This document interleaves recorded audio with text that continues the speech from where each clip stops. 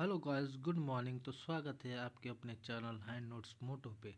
जैसे कि आप लोग जानते हैं कि मैं होमगार्ड के लिए जो कि अंकित सर जी ने अपना 2 घंटे का क्लास जी के जीएस का चलाया, उसका मैं रिवीजन करवा रहा हूँ। आइए, आज मेरा क्लास नंबर 3 है। आइए क्लास को स्टार्ट करते हैं।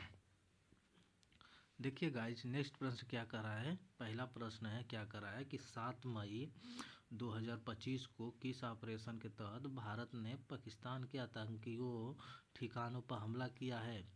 तो 7 मई 2025 को किस ऑपरेशन के तहत भारत ने पाकिस्तान के आतंकियों ठिकानों पर हमला किया। तो अभी आप हाल में जानते हैं, मतलब कि भारत ने ऑपरेशन सिंदूर चलाया था, जो कि पाकिस्तान के कुछ लोगों ने हमारे लोगों को मतलब कि मार दिया था जाके, मतलब वहाँ पे जम्मू कश्मीर में। तो उसी को जब हाल में ऑपरेशन सिंदूर चला के उनके आतंकियों पर हमला किया गया था। ठीक है ना। तो कौन सा ऑपरेशन सिंदूर है। ठीक है।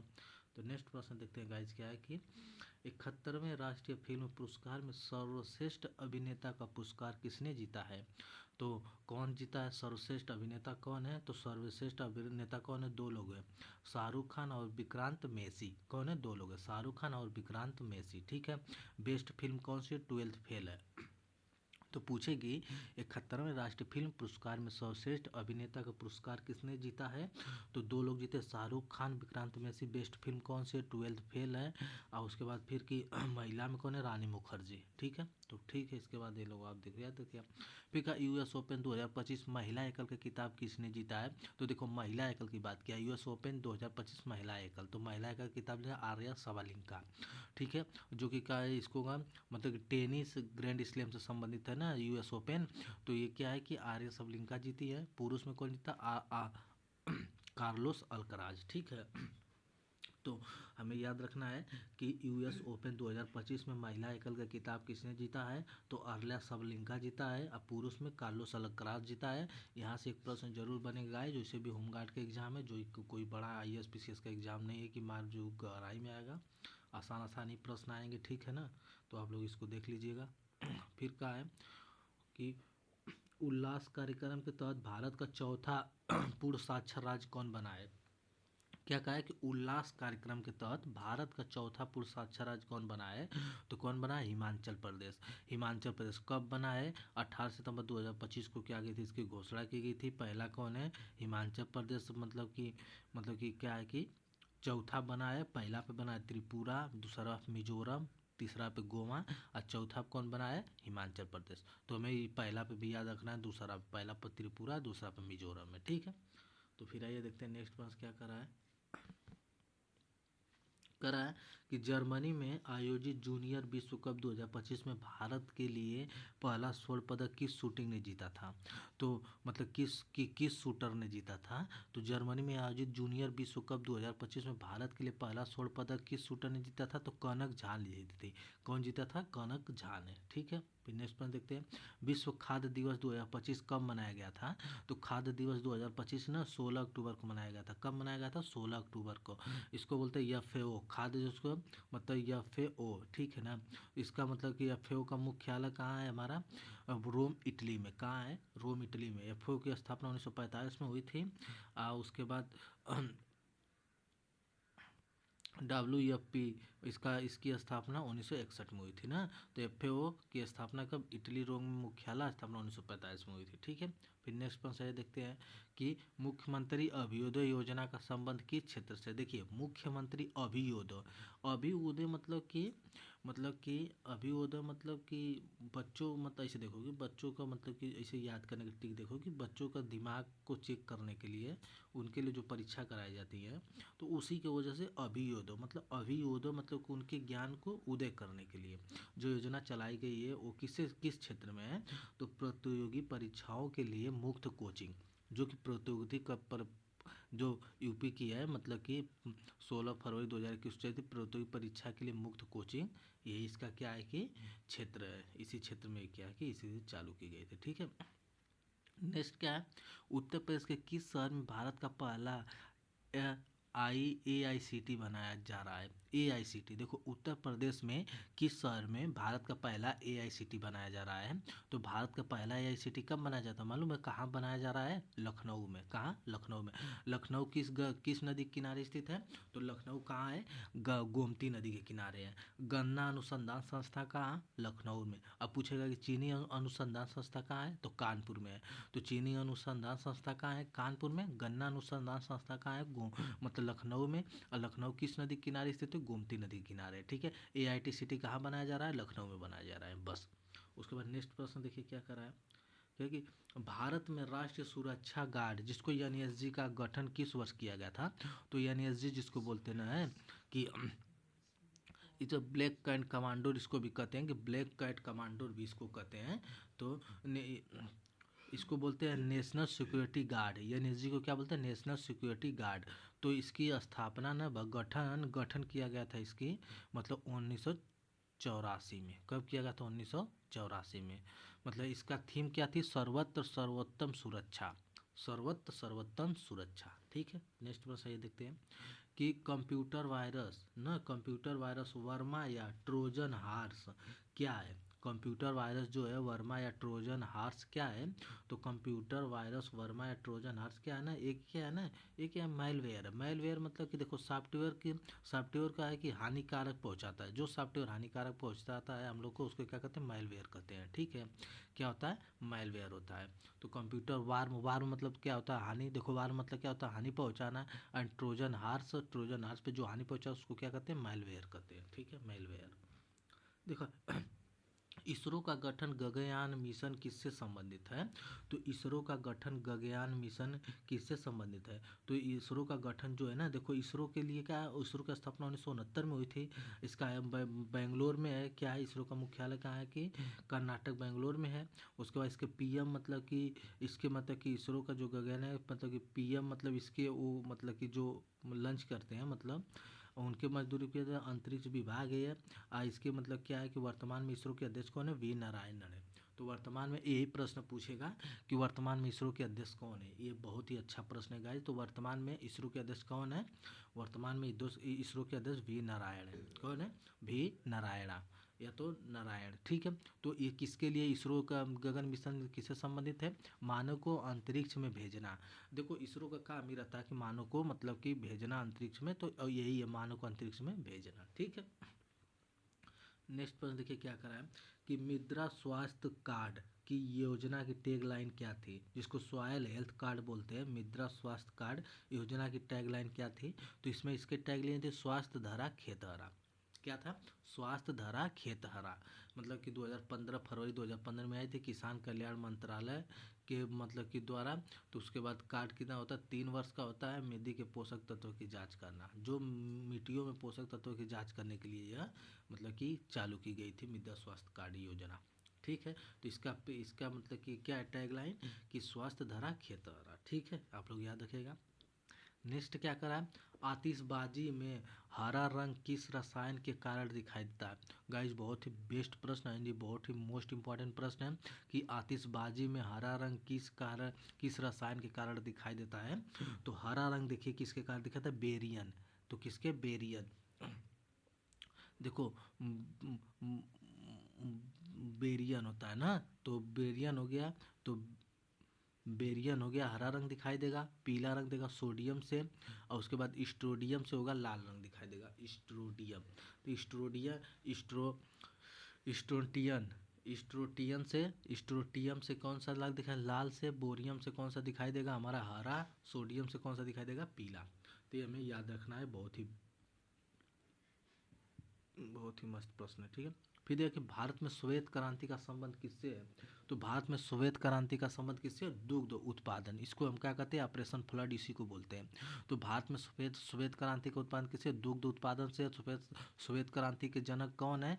वर्गीज कुरियन है। और जो कि 26 नवंबर 1970 में मतलब कि 26 नवंबर 1970 की, तो 1970 में क्या ऑपरेशन फ्लड चलाया गया था 1970 में। तो इसी दूध उत्पादन को ही, सफ़ेद क्रांति को ही हम क्या कहते हैं? ऑपरेशन फ्लड कहते हैं। ठीक है ना।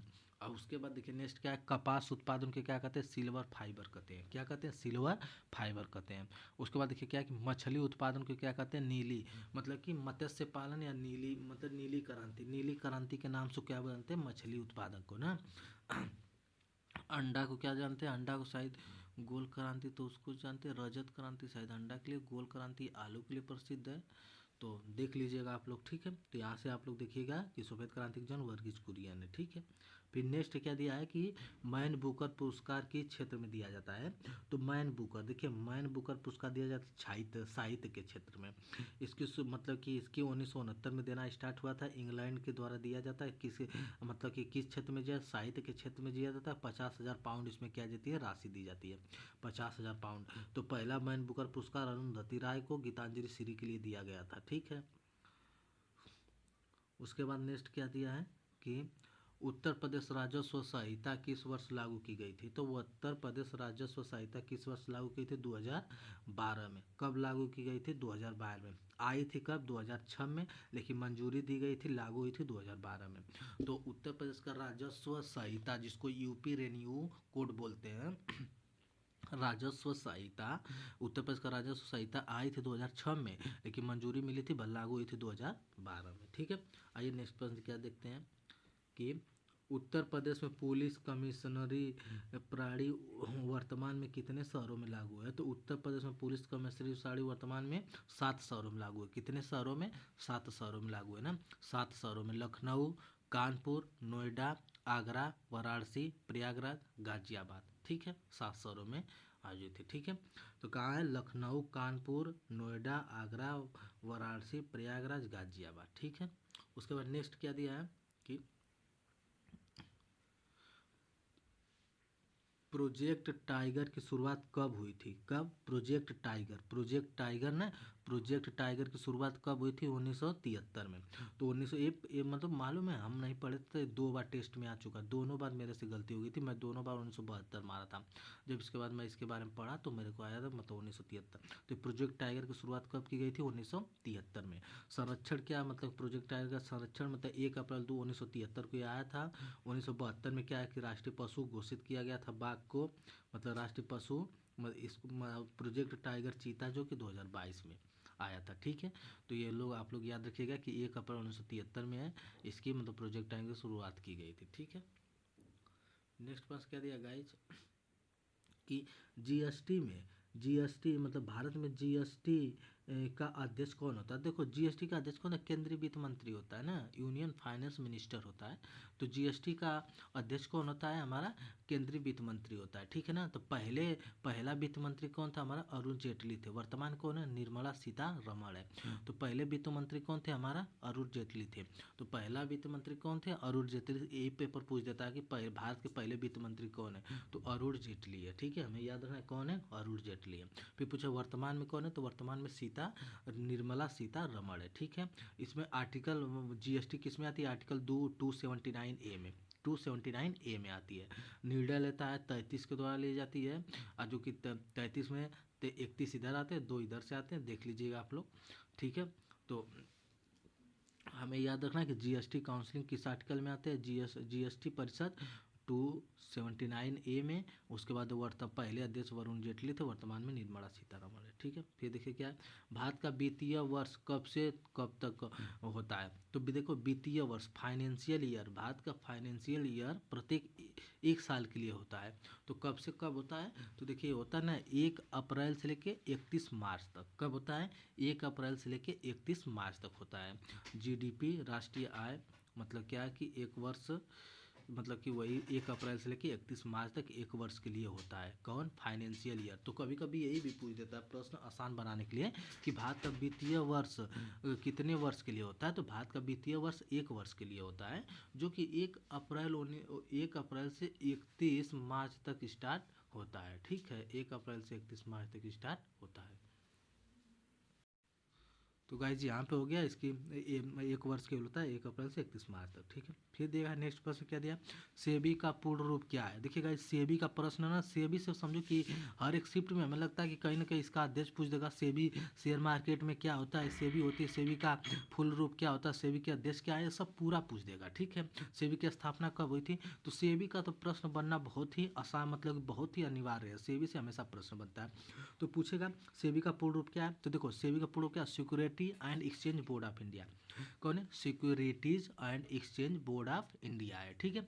इसको क्या बोलते हैं, शेयर मार्केट बोलते हैं, ठीक है। इसकी स्थापना 1988 में हुई थी, वैधानिक शक्ति के द्वारा संयुक्त 1992 के हिसाब से।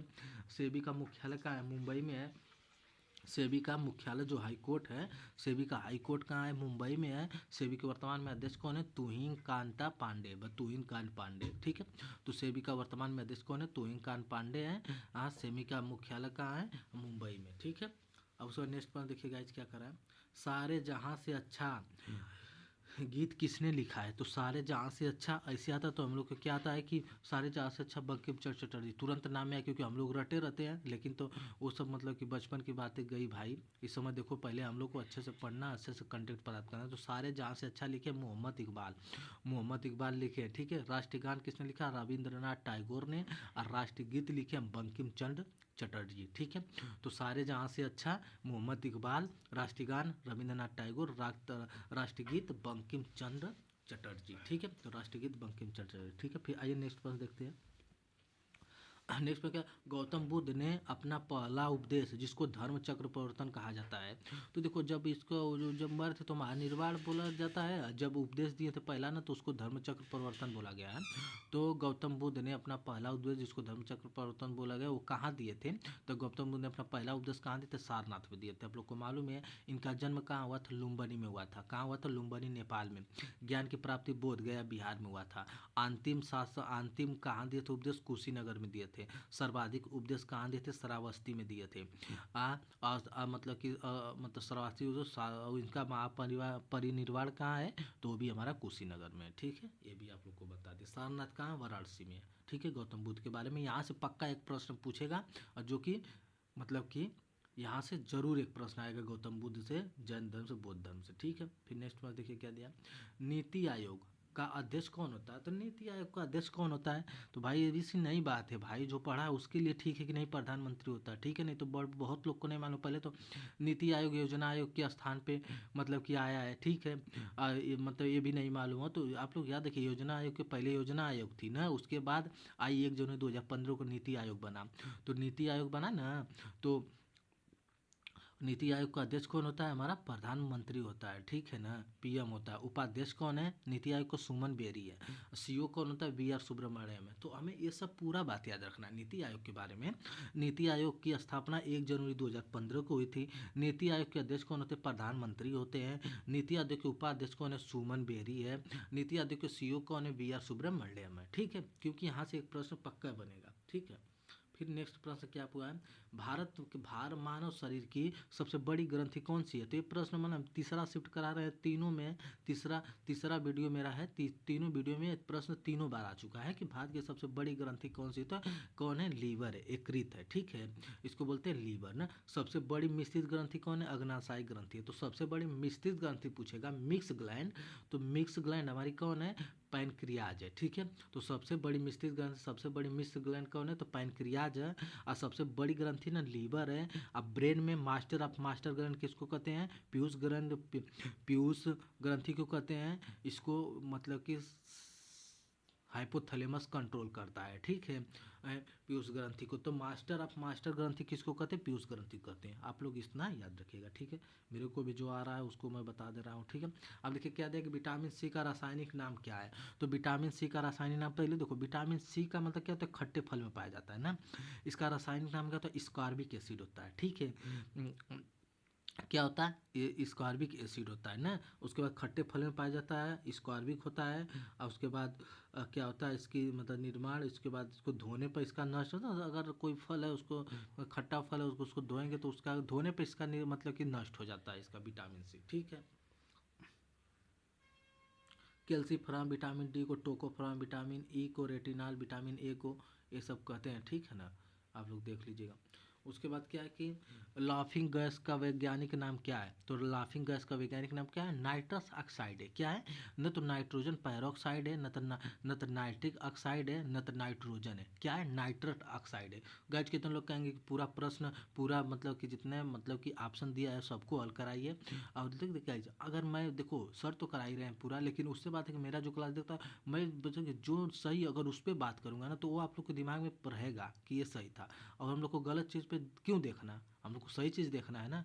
तो हम लोग हमेशा, हम लोग की नज़र हमेशा सही चीज़ पे होनी चाहिए, ठीक है। गलत चीज़, सही चीज़ आती रहेगी तो गलत चीज़ वैसे ही हम लोग इग्नोर कर देंगे, काट देंगे। तो लाफिंग गैस क्या होता है? नाइट्रस ऑक्साइड होती है ना, जिसको होता है अमोनियम नाइट्रेट बोलते हैं। अमोनियम नाइट्रोड को गर्म करने पर N2O, जिससे कि इसको क्या होता है, हंसने, लाफिंग गैस हंसे हंसाने वाली गैस होती है, तो यह ना N2O होती है, ठीक है। नाइट्रोजन जो होती है कि सर्वाधिक पाई जाती है, 78% नाइट्रोजन पाई जाती है, ठीक है। उसके बाद नेक्स्ट प्रश्न क्या दिया है कि उत्तर प्रदेश का प्रमुख लोक नृत्य चरकुला किस क्षेत्र से संबंधित है? तो देखो चरकुला हमारा जो ना ब्रज भूमि से, किससे है? ब्रज भूमि से है ना।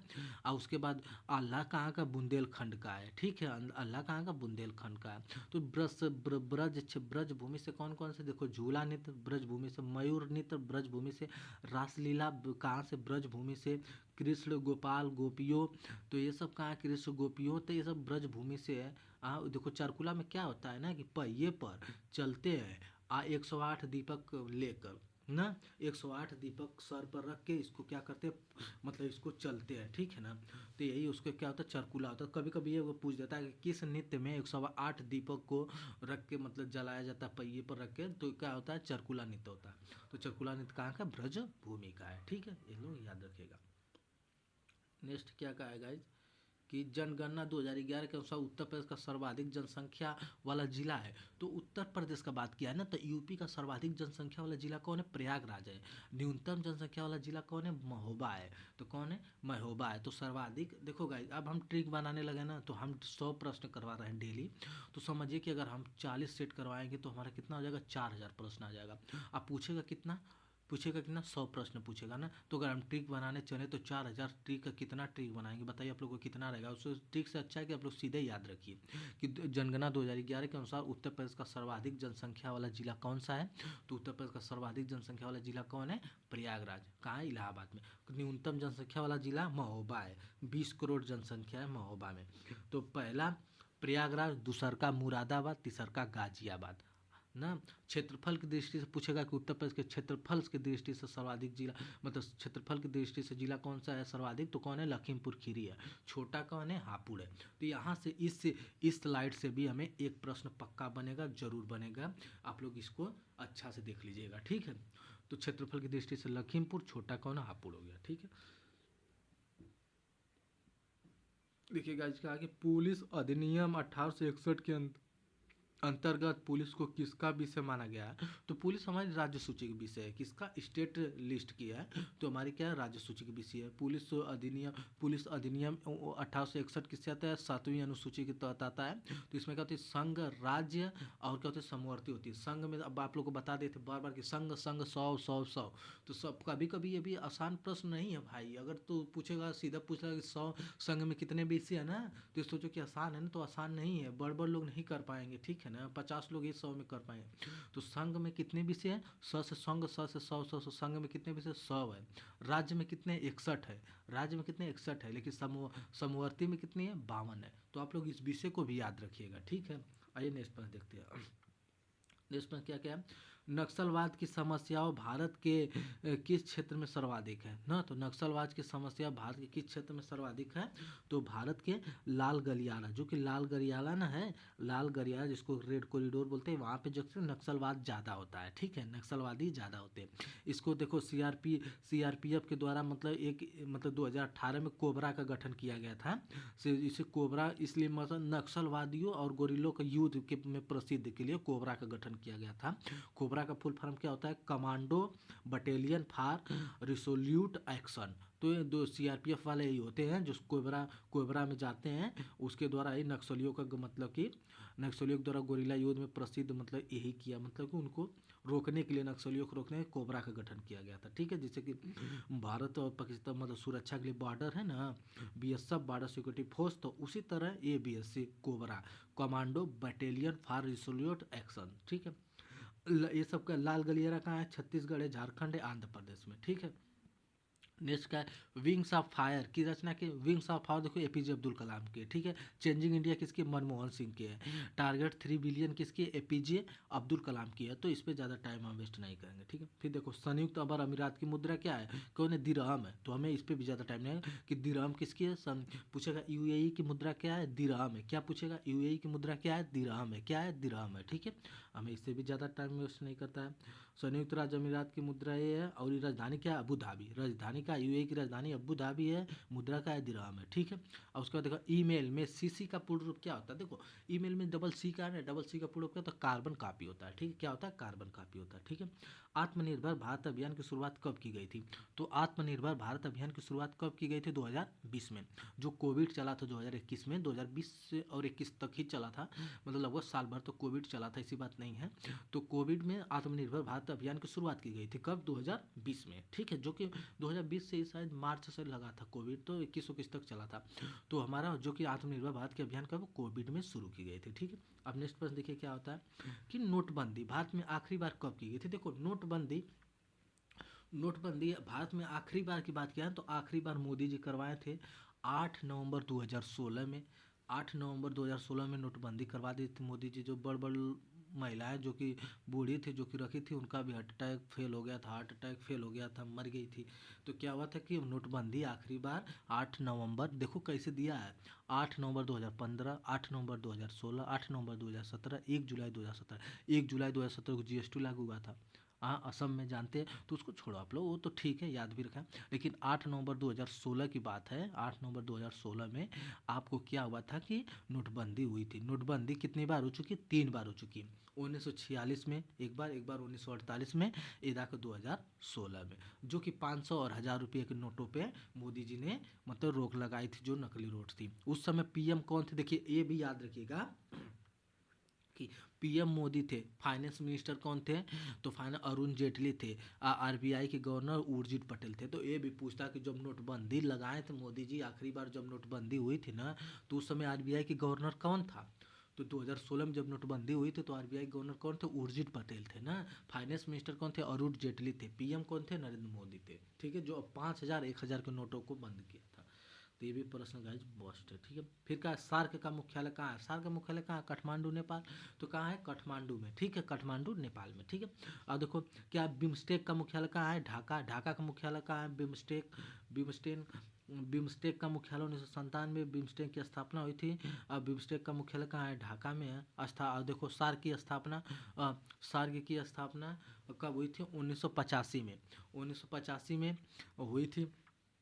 1985 में एक और हुआ था 10वीं अनुसूची, सूची बनवा संविधान 1985 में दल बदल में जोड़ा गया था 10वीं अनुसूची।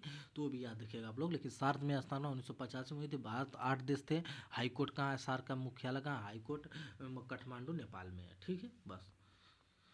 फिर कहा है गाइस कि भारतीय मानक समय रेखा उत्तर प्रदेश के किस शहर से होकर गुजरती है? तो देखो लंदन से ना, भारत से ना लंदन क्या 5.5 घंटा आगे है। ठीक है, क्या है? 5.5 घंटा आगे है ना। तो उत्तर प्रदेश के किस शहर से लेकर गुजरती है? भाई देखो होमगार्ड और पुलिस में एग्जाम पूछेगा तो प्रश्न अगर आएगा तो यही आएगा, यही आएगा। ठीक है, या तो 5.5 घंटा आगे पीछे ये पूछेगा।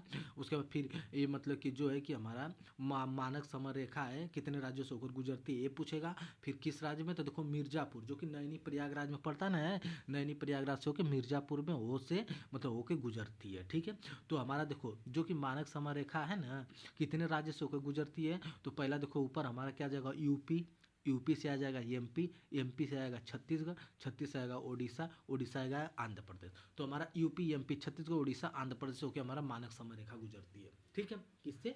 UP MP Chhattisgarh Orissa Andhra Pradesh. किससे? यूपी एमपी छत्तीसगढ़ उड़ीसा और आंध्र प्रदेश। यूपी एमपी छत्तीसगढ़ उड़ीसा और आंध्र प्रदेश होकर भारतीय मानक समय रेखा गुजरती है। ठीक है, नेक्स्ट प्रश्न क्या है कि मानवाधिकार दिवस कब मनाया जाता है। देखो मानवाधिकार दिवस 10 दिसंबर को मनाया जाता है। मानवाधिकार दिवस की स्थापना 10 दिसंबर 1948 में हुई थी ना। कब हुई थी? 10 दिसंबर 1948 में हुई थी। तो मानवाधिकार दिवस कब मनाया जाता है? 10 दिसंबर को मनाया जाता है। ठीक है।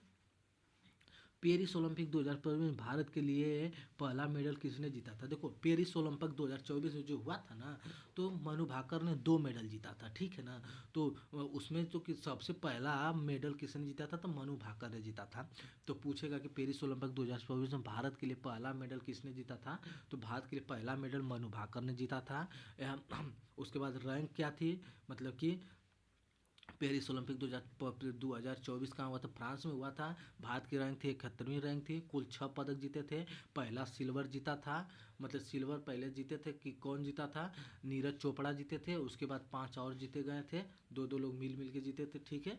तो यहाँ से याद रखिएगा कि मनु भाकर। ठीक है।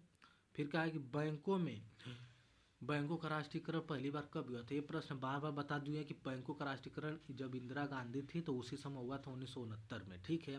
तो 14 बैंकों का राष्ट्रीयकरण 1969 में किया गया था। उस समय 50 करोड़ की राशि का मतलब आवंटन किया गया था। 1980 में भी किया गया 6 बैंकों का राष्ट्रीयकरण, तो 200 करोड़ मतलब की राशियों का मतलब आवंटन किया गया था। तो ये आप लोग देख लीजिएगा कि भारत में राष्ट्रीयकरण 1969 में हुआ था। कब हुआ था? 1969 में। तो पूछेगा कि जब भारत में बैंकों का राष्ट्रीयकरण हुआ, तो भारत में बैंकों का राष्ट्रीयकरण हुआ तो उसमें पीएम कौन थी? इंदिरा गांधी थी। 1969 में कितने बैंकों का राष्ट्रीयकरण हुआ? 14 बैंकों हुआ था। फिर 1980 में हुआ था 6 बैंकों का। नेक्स्ट क्या है? काशी विश्वनाथ मंदिर उत्तर प्रदेश के किस जिले में? तो देखो काशी विश्वनाथ मंदिर वाराणसी में। ठीक है। वाराणसी में कौन से? तुलसीदास मानस मंदिर, संकट मोचन मंदिर, भारत माता मंदिर वाराणसी में। तो मोस्ट इंपॉर्टेंट भी है क्या? भारत माता मंदिर कहाँ है? तो वाराणसी में है। ठीक है। ये भी हमें जरूरी है। ठीक। नेक्स्ट प्रश्न क्या है कि उत्तर प्रदेश में तेल शोधन कारखाना जिसको ऑयल रिफाइनरी बोलते हैं कहाँ स्थित है? तो मथुरा में। कहाँ स्थित है? मथुरा में। उत्तर प्रदेश में तेल शोधन कारखाना कहाँ स्थित है? मथुरा में। तो उत्तर प्रदेश में तेल शोधन कारखाना कहाँ है? मथुरा में। आप लोग को बताए थे कि चीनी अनुसंधान संस्था कहाँ है? कानपुर में है। गन्ना अनुसंधान संस्था कहाँ है? लखनऊ में है। उसके बाद लखनऊ में है। तो आप लोग इसे बता दिए थे। फिर देखो प्रवासी भारतीय दिवस कब मनाया जाता है? तो प्रवासी भारतीय दिवस हमारा 9 जनवरी को मनाया जाता है। कब मनाया जाता है? 9 जनवरी को मनाया जाता है। ठीक है। गांधी जी के आए थे अफ्रीका से। तो देखो निम्नलिखित कौन सा एक सर्च इंजन नहीं है? सर्च इंजन नहीं है। सर्च इंजन नहीं है। तो देखो गूगल है, याहू है, बिंग है। गूगल याहू बिंग पे हम सर्च कर सकते हैं, लेकिन इंस्टाग्राम नहीं है। इंस्टाग्राम क्या है? इंस्टाग्राम की खोज 2010 में केविन सिस्टम और माइक्रिस क्रोंगर ने किए थे। कौन कौन? माइक्रिस क्रोंगर और केविन सिस्टम ने किए थे। 2010 में इंस्टाग्राम की शुरुआत की गई थी। ठीक है। इसको देख लीजिए आप। फिर नेक्स्ट में क्या है? उत्तर प्रदेश विधान परिषद में सदस्यों की संख्या कितनी हो? तो देखो विधान परिषद बोला है, तो विधान परिषद में कितना होगा? 100 होगा। अब विधानसभा बोलता तो विधानसभा का चुनाव अभी हाल में हुआ था, 403 सीटों पर हुआ था। लेकिन लोकसभा मतलब कि राज्यसभा, लोकसभा में कितने सीट हैं? 80 है। राज्यसभा में कितने? 31 है। तो ये गाइस बहुत ही मस्त प्रश्न है। देखो विधान परिषद, विधान संसद में ना वायु कितना 25 वर्ष होती है, विधान परिषद में 30 वर्ष होती है, और लोकसभा अध्यक्ष में 25 वर्ष होती है, राज्यसभा अध्यक्ष में कितनी होती है? 30 वर्ष होती है। तो इसको भी आप लोग याद रखिए। कभी कभी ये भी प्रश्न पूछ ही देता है। आसान नहीं है भाई, दिमाग पर रहना चाहिए, कंफ्यूज हो जाते हैं लोग। तो विधान परिषद की सीटें कितना है? 100 है। विधानसभा की कितने? मतलब कि 403 है। और लोकसभा की 80 है, राज्यसभा की 31 है। ठीक है। देखो रबी की फसल की बुनाई किस महीने में की जाती है? तो देखो इसे आप लोग को बता दिए। रबी क्या होता है? रबी क्या? सूर्य का पर्यायवाची है। तो सूर्य वह अभी पूछा कि सूर्य मतलब कि सूर्य के समय जो कटती है, लेकिन बुनाई देखो सूर्य का होता है मार्च अप्रैल में होता है। तो मार्च अप्रैल में गेहूं से कटता है, लेकिन उसकी बुनाई की बात क्या है? तो अभी अक्टूबर नवंबर में लोग बोल रहे हैं, तो कब हो जाएगा? अक्टूबर नवंबर इसकी बुनाई होगी। ठीक है। अक्टूबर नवंबर में इसकी बुनाई होगी। क्या होगी? बुनाई अक्टूबर नवंबर में होगी। सीधे शीत ऋतु का होता है। अक्टूबर नवंबर में क्या होगी? मार्च अप्रैल में इसकी कटाई हो जाएगी। गेहूं, मटर, जौ, आलू, चना ये सब होता है। ठीक है। नेक्स्ट प्रश्न क्या कहा है? कर्क रेखा भारत के किन 2 पूर्वोत्तर राज्यों से होकर गुजरती है? तो कर्क रेखा भारत के किन 2 पूर्वोत्तर राज्यों से होकर गुजरती है? तो देखो कर्क रेखा भारत के 8 राज्यों से होकर गुजरती है। मित्र पर गमछा झार न गुजरात न मतलब कि राजस्थान, गुजरात, छत्तीसगढ़, एमपी, मतलब मध्य प्रदेश। उसके बाद क्या है कि वेस्ट बंगाल। उसके बाद क्या है कि त्रिपुरा, मिजोरम, एक और है ना, इतना 8 राज्यों से होकर गुजरती है, मतलब देख लीजिएगा आप लोग, शायद मैं 8 राज्य पूरा बता दें तो।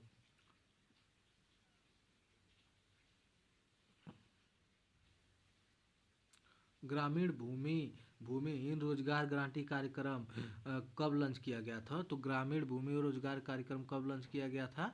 15 अगस्त 1983 में, 1983 में। फिर क्या है कि निम्नलिखित में से कौन सा भारत में निजी क्षेत्र का संगठन है? देखिए निजी क्षेत्र का संगठन है, तो देखो निजी क्षेत्र जो एनजीसी होता है, एनजीसी होता है, ये हमारा निजी क्षेत्र का संगठन नहीं है, सरकार के द्वारा होता है। इंडियन रेलवे भी क्या होता है? सरकारी है। उसके बाद सेल जो है, ये भी क्या है हमारा? सेल क्या है? सरकारी है। जो टिस्को है ना, टिस्को जिसकी 1907 में स्थापना हुई थी, जमशेदपुर में है, तो टिस्को हमारा क्या है कि निजी क्षेत्र है, ठीक है। भारतीय संविधान को कब अपनाया गया था? तो देखो अपनाने की बात की, लागू नहीं किया है कि लागू कब किया गया, तो अपनाने की बात की है। तो भारतीय संविधान को कब अपनाया गया था? हमारा 26 नवंबर 1949 को अपनाया गया था, लेकिन 26 जनवरी 1950 को लागू किया गया था। उसके बाद संविधान का जनक डॉक्टर भीमराव अम्बेडकर है, ठीक है, डॉक्टर BR अम्बेडकर। भारतीय संविधान में मौलिक कर्तव्य को किस संशोधन द्वारा जोड़ा गया था? आप लोग को बता चुके थे पहले भी, लेकिन अब भी बता देते कि मौलिक कर्तव्य को 42वां संविधान संशोधन 1976। अब देखो 76 कैसे याद होना चाहिए कि 4×2=6, तो 1976, तो 4×2=6, 42वां संविधान 1976 में मौलिक कर्तव्य को जोड़ा गया था। मूल संविधान में भाग इसका नहीं था, उसके बाद फिर इसको 4 क के द्वारा अनुच्छेद 51 में शामिल कर दिया गया था, ठीक है।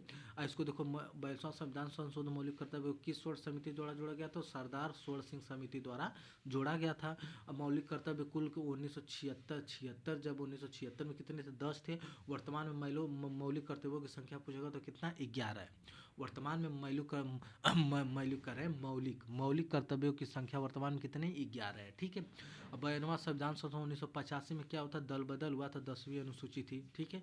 आप लोग इसको याद रखिएगा, ठीक है। नेक्स्ट क्या कहा है? भारतीय संविधान में न्याय पूर्वालोकन की अवधारणा किस देश के संविधान से लिया गया है? तो भारतीय संविधान में न्याय पूर्वालोकन की स्थापना किस देश के संविधान से लिया गया है? तो कहाँ से लिया गया है? संयुक्त राज्य अमेरिका से। अब देखो अमेरिका से क्या क्या लिया गया? प्रस्तावना की भाषा कहाँ से? अमेरिका से लिया गया है। संविधान मतलब कि संविधान का संविधान का सर्वोच्चता कहाँ से लिया गया? अमेरिका से लिया गया है। मूल अधिकार कहाँ से लिया गया? हमारा अमेरिका से लिया गया। उपराष्ट्रपति का पद कहाँ से लिया गया? अमेरिका से लिया गया। राष्ट्रपति पर आर्टिकल 61 के द्वारा वह अभियोग लगाने की प्रक्रिया कहाँ से लिया गया? अमेरिका से लिया गया, ठीक है। संसदीय देखो नागरिकता ब्रिटेन से ली गई है। संसदीय व्यवस्था भी कहाँ से ली गई? ब्रिटेन से। तो नागरिकता संसदीय व्यवस्था कहाँ से ली गई? ब्रिटेन से ली गई। कनाडा से हमारा संघीय व्यवस्था ली गई है। और राज्यपाल का पद तो पूछेगा राज्यपाल का पद कहाँ से लिया गया? कनाडा से। संघीय व्यवस्था कहाँ से ली गई? कनाडा से, ठीक है। आइए देखिए नेक्स्ट पॉइंट देखते हैं। भारत संविधान के किस अनुच्छेद में समानता का अधिकार मतलब कि जिसको राइट ऑफ इक्वलिटी शामिल है ना? तो भारतीय संविधान के किस अनुच्छेद में समानता का अधिकार है? तो हमारा देखो 14 से 18 के बीच में समानता का अधिकार है। 19 से 22 के बीच में स्वतंत्रता का अधिकार, जैसे प्रेस की स्वतंत्रता, आज़ादी की स्वतंत्रता, घूमने की स्वतंत्रता, कहीं भी जाने की स्वतंत्रता। तो ये सब हमारा क्या है कि शादी करने की स्वतंत्रता, ये सब ना हमारा आर्टिकल 1922 के बीच में है, ठीक है ना। तो उसके बाद क्या कि 19 से 22 है ना, उस 23 और 24 का शोषण के विरुद्ध अधिकार, ठीक है। शोषण के विरुद्ध अधिकार 23 और 24 है। और उसके बाद धार्मिक स्वतंत्रता का अधिकार हमारा 25 और 28 में, किस में है? 25 और 28 में है, ठीक है। उसके बाद नेक्स्ट प्रश्न क्या करा है कि भारत के राष्ट्रपति को पद की शपथ कौन दिलाता है? तो भारत के राष्ट्रपति को पद की शपथ कौन दिलाता है? भारत का मुख्य न्यायाधीश दिया था, चीफ जस्टिस ऑफ इंडिया दिखा था ना। आप लोग उपराष्ट्रपति देखो त्यागपत्र की बात आएगी ना, तो अपना राष्ट्रपति अपना त्यागपत्र उपराष्ट्रपति को दे सकता है, उपराष्ट्रपति अपना त्यागपत्र राष्ट्रपति को दे सकता है, लेकिन आएगी राष्ट्रपति के पद की शपथ कौन दिलाता है? तो भारत का मुख्य न्यायाधीश दिलाता है। कौन? Chief justice of India Bharat का मुख्य न्यायाधीश दिलाता है, ठीक है। नेक्स्ट प्रश्न देखते हैं कि पंचायती क्या दिया है कि पंचायती राज प्रणाली का उल्लेख भारतीय संविधान के किस अनुसूची द्वारा किया गया? तो पंचायती राज क्या है कि 11वीं अनुसूची में है। क्या है? 11वीं अनुसूची द्वारा 1992 73वां संविधान संशोधन हुआ था, पंचायती राज प्रणाली द्वारा पंचायती व्यवस्था जोड़ी गई थी, पंचायती राज जोड़ा गया था, ठीक है। पंचायती राज में कितने? 29 विषय थे, ठीक है। आप देखो 9वीं अनुसूची आप लोग को बता देते कि पहला संविधान संशोधन 1991 में भूमि सुधार के लिए किया गया था, तो 9वीं अनुसूची क्या होता है कि जोड़ी गई थी।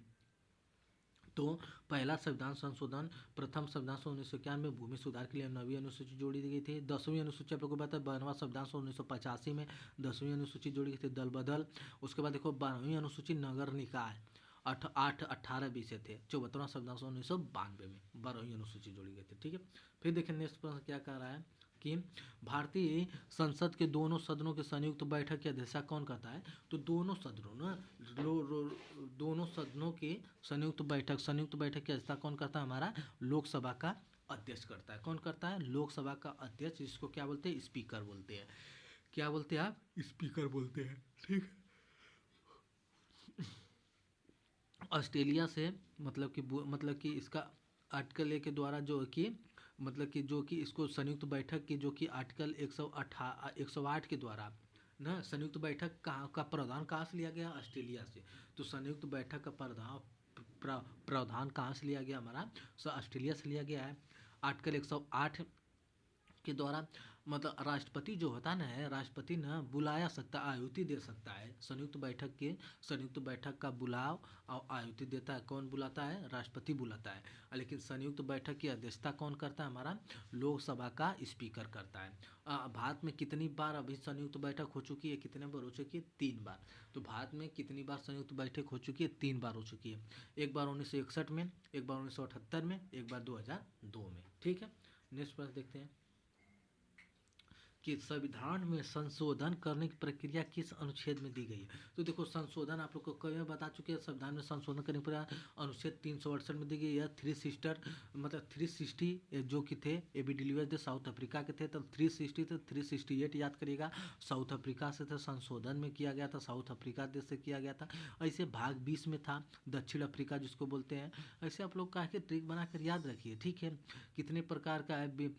देखिए क्या है कि वित्तीय आपातकाल 3 प्रकार का होता है। वित्तीय आप देखिए 360 आर्टिकल 356 में राष्ट्रपति शासन हो गया। आर्टिकल 300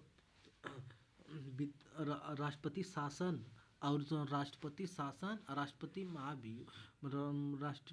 महाभियोग शायद 352 में। राष्ट्रपति आपातकाल क्या 352 में है। और राष्ट्रपति शासन 356 में है। और 360 में क्या है? 52, 4, 56, 4, 60। 360 में वित्तीय आपातकाल है। वित्तीय आपातकाल कितने प्रकार का है? 3 प्रकार के। कौन है? साधारण बहुमत, विशेष बहुमत। विशेष बहुमत से कितना? 2/3 और 2/3 बहुमत प्लस राज्यों का। तो ऐसे आप लोग इसको क्या करिएगा? याद रखिएगा। ठीक है, फिर क्या कहा है कि कौन सा अनुच्छेद भारत को राज्यों का संघ के रूप में निरूपित करता है? देखो भारत एक राज्यों का संघ होगा, अनुच्छेद 1 में है। किसमें? अनुच्छेद 1 में है, भारत एक राज्यों का संघ होगा। ठीक है, तो देखो आर्टिकल 2 में क्या कहता है ना, नए राज्यों का प्रवेश स्थापना। अपने ही राज्य से काट के नए राज्यों का प्रवेश करना है, स्थापना करना।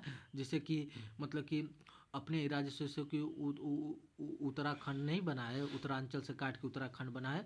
तो क्या कि नए राज्यों का प्रवेश या स्थापना करना। और फिर अच्छा हाँ, ये क्या है ना कि आर्टिकल 2 में है ना, नए राज्यों का प्रवेश या स्थापना करना। जैसे कि नए राज्य कहीं से आके काट के कहीं से बना के अपने राज्य में मिलाए जा रहे हैं, तो उसका प्रवेश या स्थापना करना। आर्टिकल 3 में कहा गया कि अपने ही राज्यों से नया राज्य का बनना, जैसे कि सीमा बदलना, नाम बदलना, नाम में परिवर्तन करना। जब पहले उड़ीसा था, अब उड़ीसा हो गया, तो उड़ीसा का नाम उड़ीसा हो गया, तो इस नाम में परिवर्तन, सीमा का नाम में परिवर्तन हो गया। अपने ही राज्यों का राज्य में बदल देना नाम। तो ये सब आर्टिकल 3 के अंतर्गत है। आर्टिकल 4 क्या होता है? संसद द्वारा साधारण बहुमत। संसद द्वारा साधारण बहुमत किसमें है? आर्टिकल 4 में है। ठीक है, नेक्स्ट प्रश्न देखते हैं कि किस समिति की सिफारिश पर भारतीय संविधान में मौलिक कर्तव्य को शामिल किया गया था? तो संविधान में मौलिक कर्तव्य को स्वर्ण सिंह समिति के आधारित पर। ठीक है, फिर देखिए हड़प्पा सभ्यता का सबसे बड़ा स्थल कौन सा है? तो अभी अगर आप वर्तमान के हिसाब से देखेंगे ना, तो राखी गढ़ी है। किसके? वर्तमान के हिसाब से राखी गढ़ी है। बट उसमें पूछा है कि अभी आप प्रश्न के हिसाब से देखिए, तो इसमें क्या है, कहा है ना कि कुछ जोड़ा है कि विशेष शायद का था, तो आ जाता राखी गढ़ी। लेकिन इसमें कहा है कि हड़प्पा सबसे बड़ा स्थल कौन सा? तो मोहनजोदड़ो है। कहाँ है? मोहनजोदड़ो। तो आप देखिए मोहनजोदड़ो का है सिंधी भाषा, मतलब यहाँ से। उसके बाद मोहनजोदड़ो क्या कहते हैं? मृतकों का टीला। तो मृतकों का टीला किसको कहते हैं? मोहनजोदड़ो को कहते हैं। मृतकों का टीला किसको कहते हैं? मोहनजोदड़ो कहते हैं। लोथल कहाँ है? भोगवा नदी किनारे स्थित है। कहाँ है? गुजरात में। बंदरगाह है एक है, तो लोथल कहाँ है? भोगवा नदी किनारे कहाँ स्थित है? गुजरात में। एक क्या है? बंदरगाह है। नेक्स्ट क्या है? अष्टाध्यायी के रचना किया, अष्टाध्यायी की रचना किया पाणिनि, ठीक है। कौटिल्य अर्थशास्त्र के हुआ, कौटिल्य को क्या कहते हैं? विष्णुगुप्त, चाणक्यगुप्त। जो प्रश्न आसान उस पर टाइम वेस्ट करने की जरूरत नहीं है। इब्न बतूता किस शासनकाल के, किस शासनकाल के, किस शासक के शासनकाल में भारत आया था? तो इब्न बतूता बगल में जूता मोहम्मद बिन तुगलक के बाद मतलब शासनकाल में आया था। देखो ऐसे याद करें, इब्न बतूता मोरक्को को था। कहाँ सा था? इब्न बतूता बगल में जूता मोरक्को को था, मोहम्मद बिन तुगलक के शासनकाल में आया था। इब्न बतूता मोरक्को का था, मोहम्मद बिन तुगलक के शासनकाल में आया था। बस याद हो गया, और क्या करना है इसमें। फिर देखिए क्या, प्लासी का युद्ध किस वर्ष लड़ा गया था? प्लासी का युद्ध 1757 में लड़ा गया था। 1761 में पानीपत का तीसरा युद्ध लड़ा गया था। अब्दल शाह अब्दाली और मराठों के बीच लड़ा गया था। 1764 में बक्सर का युद्ध हुआ था, ठीक है। इसके आगे सत्यशोधक समाज की स्थापना किसने की थी? ज्योतिबा बाई फुले ने की थी। तो ये यहाँ से देखो, इस स्लाइड से पक्का एक प्रश्न बनेगा गाइज। तो क्या है? सत्यशोधक समाज की स्थापना किसने की थी? ज्योतिबा बाई फुले ने की थी। किसने की थी? ज्योतिबा बाई फुले ने की थी। अब देखो क्या है ना कि आर्य समाज की स्थापना स्वामी दयानंद सरस्वती ने की थी 1875 में। अब वेदों की ओर लौटो, कौन है? स्वामी दयानंद सरस्वती है। आर्य समाज की स्थापना वेदों की ओर लौटो, स्वामी दयानंद सरस्वती है। फिर देखो, आत्मी सभा की स्थापना राजा राम मोहन राय ने। ब्रह्म समाज की स्थापना राजा राम मोहन राय। आत्मी समाज की स्थापना 1815 में। 1828 में ब्रह्म समाज की स्थापना। उसके बाद अब आत्मा रंग मतलब कि राजा राम मोहन राय को भारतीय पुनर्जागरण का अग्रदूत भी कहते हैं। तो भारतीय पुनर्जागरण का अग्रदूत किसको कहते हैं? राजा राम मोहन राय को कहते हैं, ठीक है। कि अगर गांधी जी ने अपना पहला जन सत्याग्रह भारत में कहाँ शुरू किया गया था? तो भारत में अपना पहला जन सत्याग्रह कहाँ शुरू किया था? चंपारण में शुरू किया था। कहाँ शुरू किया था? चंपारण में। कहाँ? बिहार के चंपारण में 1917 में शुरू किया गया था। नील की खेती के लिए विद्रोह किया गया था यह।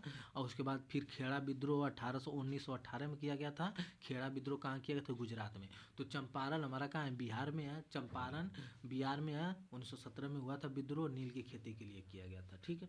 नेक्स्ट प्रश्न देखते हैं कि दिल्ली सल्तनत की पहली और एकमात्र महिला शासिका कौन थी? तो दिल्ली सल्तनत की पहली और एकमात्र महिला शासिका तो थी रजिया सुल्तान थी, क्योंकि इल्तुतमिश की बेटी थी। किसकी बेटी थी? इल्तुतमिश की। रजिया सुल्तान ने शासन किए थे 1236 से लेकर 1240 तक, 4 साल तक शासन किए थे रजिया सुल्तान ने। इल्तुतमिश की बेटी थी। और जो कि दिल्ली सल्तनत का वास्तविक संस्थापक कौन होता है? इल्तुतमिश है। गुलामों का गुलाम किसको कहते हैं? इल्तुतमिश है। इल्तुतमिश उस मतलब कि राजों का, इल्तुतमिश का कोई राजवंश, कोई शासक नहीं था यार। इसका तो गुलाम था, गुलाम से फिर उनका गुलाम बना, फिर उनका गुलाम बना, तब जाके राजा बना था।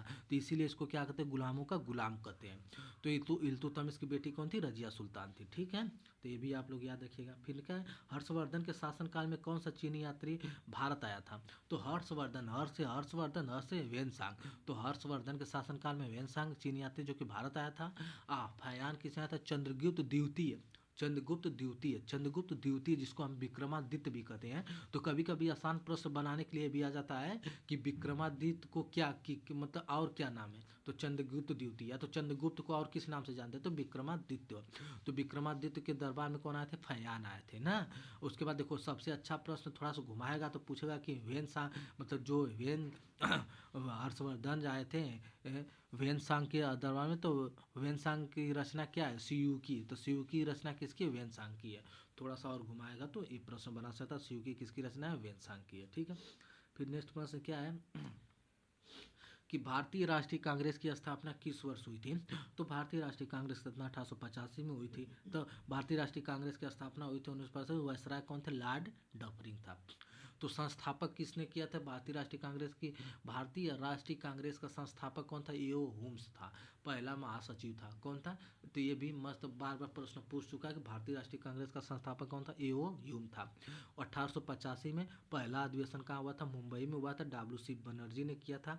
तो 1885 में स्थापना की गई थी। पहला अधिवेशन कहाँ हुआ था? मुंबई में। डब्ल्यू सी बनर्जी ने किया था। 1905 में बंगाल विभाजन के बाद लॉर्ड कर्जन के समय हुआ था, ठीक है। तो ये भी याद रखिएगा आप लोग कि भारतीय राष्ट्रीय कांग्रेस के वायसराय कौन था? लॉर्ड डफरिन था, ठीक है।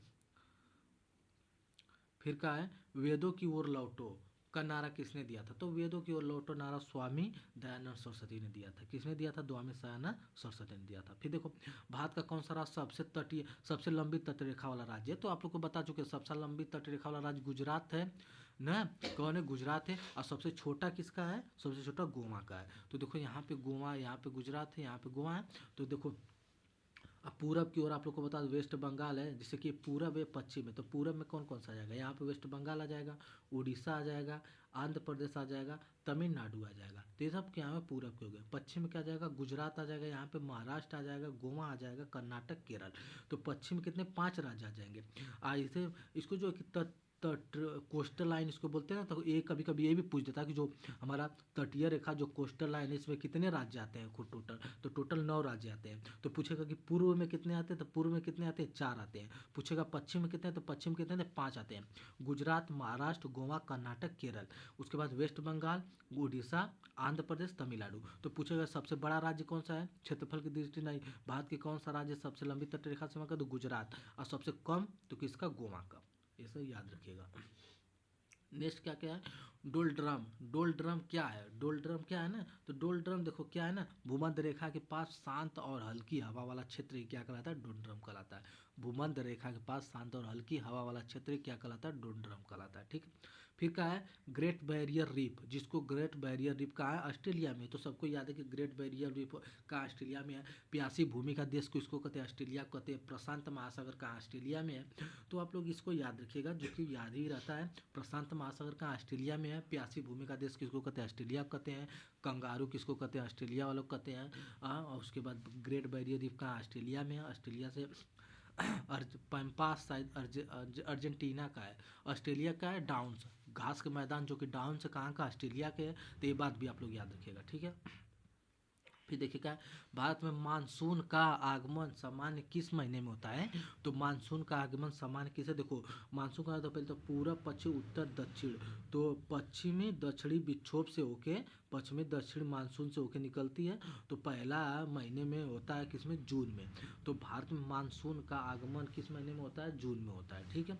फिर देखिए क्या है? सौरमंडल का सबसे बड़ा ग्रह कौन है? देखो सौरमंडल का सबसे बड़ा ग्रह कौन है? बृहस्पति है। आप पूछेगा कि दूसरा सबसे बड़ा ग्रह कौन है? तो दूसरा सबसे बड़ा ग्रह कौन है? शनि है।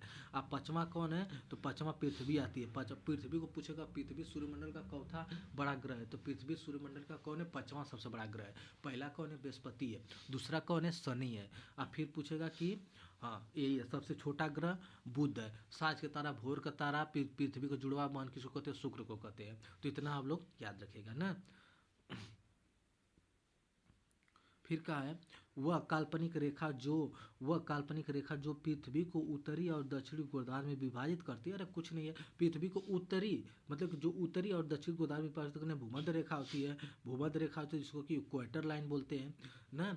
तो क्या होती है? भूमध्य रेखा होती है। ठीक है ना। तो काल्पनिक यहाँ से भूमध्य रेखा हो गया। ठीक है। एशिया और उत्तरी अमेरिका को अलग करने वाली जल संधि कौन सी है? तो देखो एशिया और उत्तरी अमेरिका को अलग करने वाली जल संधि कौन है? हमारी बेरिंग जल संधि है। कौन है? बेरिंग जल संधि। और तो उनकी भारत और बांग्लादेश में पाक जल डमरू मध्य भारत और पाकिस्तान में है, भारत और बांग्लादेश में। ठीक है। फिर कहा कि भारत का सबसे ऊंचा पर्वत शिखर कंचनजंगा किस राज्य में स्थित है? तो कंचनजंगा कहाँ है हमारा? कंचनजंगा कहाँ है? सिक्किम में है। ठीक है। इसकी ऊंचाई कितना है? 8,586 मीटर है ना। हिमालय की तीसरी सबसे ऊंची चोटी कौन है? हिमालय की तीसरी सबसे ऊंची चोटी कौन है? कंचनजंगा है। कंचनजंगा कहाँ है? सिक्किम में है। 8,586 मीटर है। ठीक है। ये बात भी आप लोग याद रखिएगा। फिर ज्वालामुखी से निकलने वाली सबसे प्रचुर गैस कौन सी होती है? तो ज्वालामुखी से देखो जल वाष्प निकलता है। न तो कार्बन डाइऑक्साइड, न तो सल्फर डाइऑक्साइड, न तो नाइट्रोजन। तो ज्वालामुखी से निकलने वाले प्रचुर गैस कौन सी होती है? हमारा जलवाष्प होता है। ठीक है। फिर देखो क्या होता है कि दामोदर घाटी परियोजना किस नदी पे? देखो दामोदर घाटी परियोजना है तो दामोदर नदी पे होगी। एकदम आसान बात है कि दामोदर घाटी परियोजना किस नदी पे? अब हिरंद परियोजना पूछेगा तो हिरंद नदी पे होगी। तो इसी तरह दामोदर घाटी परियोजना कहाँ पे? दामोदर नदी पे है। भारत की पहली नदी घाटी परियोजना कौन सी है? दामोदर नदी पर दामोदर मतलब कि घाटी परियोजना है, 1948 में बनी थी। ठीक है। फिर देखेंगे कि भारतीय अर्थव्यवस्था किस प्रकार की अर्थव्यवस्था है? तो देखो भारतीय अर्थव्यवस्था हमारी जो कि भारत है ना, तो पहले तो हम लोग आप लोग सुने होंगे कि हमारा इसको भारत में क्या है? प्राइवेट स्कूल है, सरकारी स्कूल है। तो भाई जब प्राइवेट स्कूल है, सरकारी स्कूल है, प्राइवेट हॉस्पिटल है, सरकारी हॉस्पिटल है, तो हर चीज़ जब प्राइवेट सरकारी दोनों है, तो जब प्राइवेट सरकारी दोनों मिल के हैं तो मिश्रित अर्थव्यवस्था होगी, मिक्स इकोनॉमी होगी। तो इसमें क्या है, भारत की मिश्रित अर्थव्यवस्था है, क्योंकि इसमें सरकारी क्षेत्र और निजी क्षेत्र दोनों शामिल होते हैं। ठीक है, अब देखो समाजवादी अर्थव्यवस्था क्या होती है, जिसे समाजवादी अर्थव्यवस्था जो केवल सरकार का होता है, तो समाजवादी अर्थव्यवस्था होता है। पूंजीवादी अर्थव्यवस्था क्या होती है, जो कि निजी होती है, जो कि केवल होती है निजी, मतलब कि निजी मतलब कि जो प्राइवेट सेक्टर होते हैं, तो पूंजीवादी अर्थव्यवस्था होती है। ठीक है, आप देखिए नेक्स्ट पर कहते हैं 22वां, भारत में राष्ट्रीय आय का आकलन कौन सी संस्था करती है, तो राष्ट्रीय आय एनएसओ कौन करती है, राष्ट्रीय सांख्यिकी कार्यालय एनएसओ क्या करता है, हमारा राष्ट्रीय आय का संकलन करता है। एनएसओ का स्थापना हुआ था 23 मई 2019 को, पहले सीएसओ थे। नीति आयोग जो कि योजना आयोग के स्थान पे आया था 1 जनवरी 2015 को, नीति आयोग की स्थापना। नीति आयोग के अध्यक्ष कौन होते हैं, आप लोग को बता दिए थे, कौन है, प्रधानमंत्री है। ठीक है, अब आइए नीचे देखते हैं कि भारत में पंचवर्षीय योजना को अंतिम स्वीकृति कौन देता है, तो देखो पंचवर्षीय योजना को अंतिम स्वीकृति कौन देता है, एनडीसी देता है, राष्ट्रीय विकास परिषद देता है, राष्ट्रीय विकास परिषद देता है। तो पंचवर्षीय योजना अभी कुल कितनी थी, 12 थी। अब क्या हो गया कि पंचवर्षीय योजना की जगह पर योजना आयोग आ गया है, योजना आयोग की जगह फिर नीति आयोग आ गया, तो पंचवर्षीय योजना खत्म हो गई। तो अब ना 12 कुल पंचवर्षीय योजना 12 हुई है। ठीक है ना, देश में विकास के लिए 5-5 वर्षों के लिए बनाई गई पंचवर्षीय योजना होती है। ठीक है ना, कुल अभी 12 पंचवर्षीय योजना है। ठीक है, एनडीसी जो राष्ट्रीय विकास परिषद है 6 अगस्त 1952 में इसकी स्थापना की गई थी ना, योजना आयोग द्वारा। फिर देखिए क्या दिया है, रेपो रेट। देखो रेपो रेट वाला दर ना भाई, रेपो रेट वाला बार बार प्रश्न आ रहा है। रेपो रेट क्या होता है, देखो वह दर जिसपे वाणिज्य बैंक जो आरबीआई से पैसा उधार लेता है। तो देखो क्या होता है ना, वह बैंक, देखो वह रेपो रेट दर क्या होता है ना, वह रेट जिस पर वाणिज्य बैंक है ना, वह वाणिज्य बैंक, तो जो कि कमर्शियल बैंक है ना, वो क्या करता है ना कि आरबीआई से पैसा उधार लेता है। तो आरबीआई से पैसा उधार लेता है कमर्शियल बैंक जो वाणिज्य बैंक होता है, तो उस समय रेपो रेट लगता है। और ये पूछा वह दर जिसपे आरबीआई वाणिज्य से पैसा उधार लेता है, तो क्या हो जाएगा, रिवर्स रेपो रेट दर, RRR। तो वहाँ पे हो जाएगा, जब देखो सीधा बात है भाई, कुछ नहीं करना है, जब वाणिज्य बैंक आरबीआई से पैसा उधार लेगा, जब कमर्शियल बैंक हमारा होगा, जब आरबीआई से पैसा उधार लेगा, तो उस समय हमारे रेपो रेट लगेगा। और जब आरबीआई कमर्शियल बैंक से उधार लेगा ना, तो हमारा रिवर्स रेपो रेट लगेगा। बस यही है और कुछ नहीं है। ठीक है, फिर नेक्स्ट प्रश्न क्या है कि किस पंचवर्षीय योजना में गरीबी हटाओ का नारा दिया गया था, तो 5वीं पंचवर्षीय योजना में क्या किया गया था, हमारा गरीबी हटाओ का योजना दिया गया था। तो किस परियोजना गरीबी हटाओ का नारा दिया गया था, तो हमारा क्या है, 5वीं पंचवर्षीय योजना में। तो ये भी प्रश्न जो पूछ देता है कि सीधा पूछता है गरीबी हटाओ का किस पंचयोजना का नारा दिया गया था, तो पाँचवीं पंचवर्षा। अब देखिए क्या है, तीसरा पंचवर्षा 1961 से 66 तक चली थी, और चौथी चली थी 1969 से 74 तक। उसके बाद 5वीं चली थी 74 से 78 तक। उसके बाद क्या, छठी चली थी 80 से 85 तक। क्या, मुद्रास्फीति जिसको इन्फ्लेशन बोलते हैं। इन्फ्लेशन का क्या अर्थ है, जो मुद्रास्फीति है जिसको इन्फ्लेशन बोलते हैं ना, उसका क्या अर्थ है, तो मुद्रास्फीति का अर्थ क्या है ना कि जैसे कि वस्तु और सेवाओं के समांतर वृद्धि, मतलब कि निरंतर वृद्धि, जैसे महंगाई में भी निरंतर वृद्धि, कीमत में भी निरंतर वृद्धि, तो मुद्रास्फीति क्या होती है, मुद्रा क्या होती है कि मुद्रास्फीति क्या होती है कि जब वस्तु और सेवाओं के सामान्य मूल्य पर स्तर में निरंतर वृद्धि होती है, लगातार वृद्धि होती रहे, तो क्या होती है, मुद्रास्फीति आ जाती है। और वस्तुओं की कीमत में अगर गिरावट होती है ना, तो मुद्रा अवस्थिति आ जाती है। अगर वस्तुओं की कीमत में गिरावट होगी, अगर कोई कीमत, अगर उसमें मान लो उसकी मतलब कोई टमाटर की कीमत अगर गिर गई, तो क्या होगा, हमारा मुद्रा अवस्थिति हो जाएगी। लेकिन लगातार बढ़ रही है, लगातार बढ़ पे बढ़ी, पहले 10 थी, 15 थी, 20 थी, लगातार बढ़ी, तो उसमें मुद्रास्फीति आ जाएगी। ठीक है, फिर पूछा है जीएसटी भारत में कब लागू किया गया था, तो 1 जुलाई 2017 को। कब किया गया था, 1 जुलाई 2017 को। जीएसटी लागू करने वाला पहला देश कौन था, हमारा फ्रांस था। जीएसटी सर्वप्रथम किस देश में लागू किया, किस राज्य में पहला प्रयोग किया गया था, असम में प्रयोग किया गया था। तो हमारा जीएसटी कितने प्रकार की होती है, CGST, SGST और उसके बाद जीएसटी। तो जीएसटी भी हमारी इतने प्रकार की होती है, ठीक है। तो हमें जीएसटी के बारे में इतनी बात याद रखना है, ठीक है। नेक्स्ट प्रश्न क्या क्या है, भारत में शेयर बाजार का नियंत्रण कौन का। देखो आप लोग को बार बार बता चुके हैं, स्टॉक मार्केट जो होता है शेयर बाजार होते हैं सेबी। सेबी का फुल फॉर्म क्या होता है कि security and exchange board of India. क्या होता है, security and exchange board of India होता है। सेबी के वर्तमान अध्यक्ष कौन है, तुहिन कांत पांडे, ठीक है ना। तुहिन कांत पांडे सेबी के वर्तमान अध्यक्ष है। सेबी की स्थापना 12 अप्रैल 1988 में की गई थी और उसके बाद इसको मान्यता दी गई थी 1992 में, सेबी एक्ट आया था। तो सेबी से बार बार प्रश्न पूछता, सेबी के बारे में आप लोग याद रखिएगा, ठीक है। फिर इससे पहले वर्तमान में, इससे पहले थे माधुरी बुश थी सेबी के अध्यक्ष, लेकिन इस समय तुहिन कांत पांडे हैं, ठीक है ना। अब देखिए क्या है ना, नेक्स्ट प्रश्न क्या है, कौन सा क्षेत्र भारतीय अर्थव्यवस्था में सबसे अधिक लोगों को रोजगार देता है। तो देखो यहाँ पे क्या कहेगा, देखो यहाँ पे प्रश्न, इसको देखो प्रश्न देखिए आप लोग, कौन सा क्षेत्र भारतीय अर्थव्यवस्था में सबसे अधिक लोगों को रोजगार प्रदान करता है। तो सबसे अधिक लोगों को अगर रोजगार प्रदान करता है ना, रोजगार की बात किया गया है, तो हमारा कौन होता है, प्राथमिक क्षेत्र। प्राथमिक क्षेत्र जिसमें कृषि आती है, तो कृषि आती है, जो प्राथमिक क्षेत्र होता है तो वो सबसे अधिक लोगों को क्या करता है, रोजगार प्रदान करता है। और सेवा की बात करेगा ना, जो सेवा क्षेत्र होता है ना, आय में सबसे अधिक, जैसे आय है ना, आय पूंजी ना, आय में सबसे अधिक योगदान देने वाला कौन होता है, सेवा क्षेत्र होता है, जिसको सर्विस सेक्टर बोलते हैं। तो ये बात भी हमें याद रखना है, ठीक है। आइए 90 प्रश्न पर देखते हैं क्या करा है। नवरत्न और महारत्न किससे संबंधित है। नवरत्न और महारत्न किससे संबंध है, तो सार्वजनिक क्षेत्र के उपक्रम, सार्वजनिक क्षेत्र क्या क्या उपक्रम है, जिसको PSUS बोलते हैं, public sector undertaking, public centre undertaking, तो सार्वजनिक क्षेत्र के उपक्रम है, ठीक है ना।